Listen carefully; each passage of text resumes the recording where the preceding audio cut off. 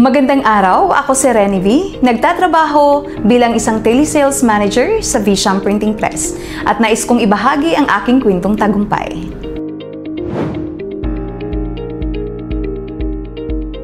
Bilang isang empleyado, may tatlong rason ako bakit nananatiling maging parte ng V-Sham hanggang sa ngayon. Una, dahil sa systematic na pamamahala at pagbibigay halaga na mapakinggan ang bawat empleyado.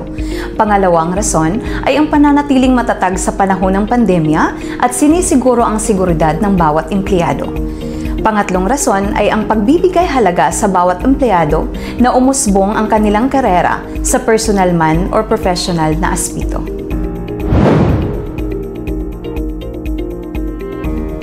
Ang aking paglalakbay sa kumpanyang ito ay masasabi kong masaya at mapaghamong trabaho na kailangan ng lakas ng loob at determinasyon.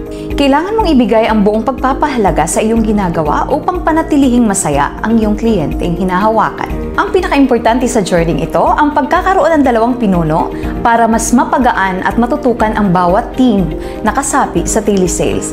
Ito si Miss Grace at si Miss Farah.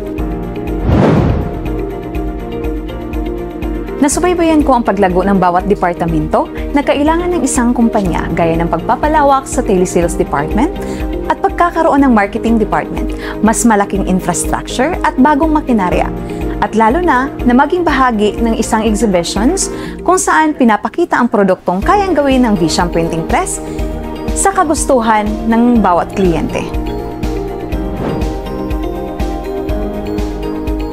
Ay ang unang pagkakataon na nasungkit ko ang sales target at makatanggap ng feedback at mga referral sa mga regular na kliyente na hinahawakan ko. Oportunidad na makahawak ng kliyenteng lokal at international base.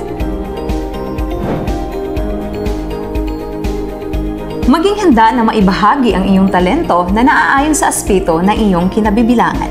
Mahalin ang iyong trabaho para magreplika ito sa naaayon ng iyong kagustuhan.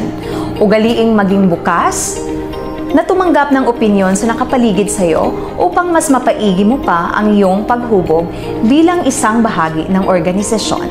Ibigay ang iyong 100% pagsisikap sa lahat ng bagay at ipagpatuloy ito tungo sa tagumpay, di lang para sa sarili mo, kundi sa posisyon na iyong ginagampanan.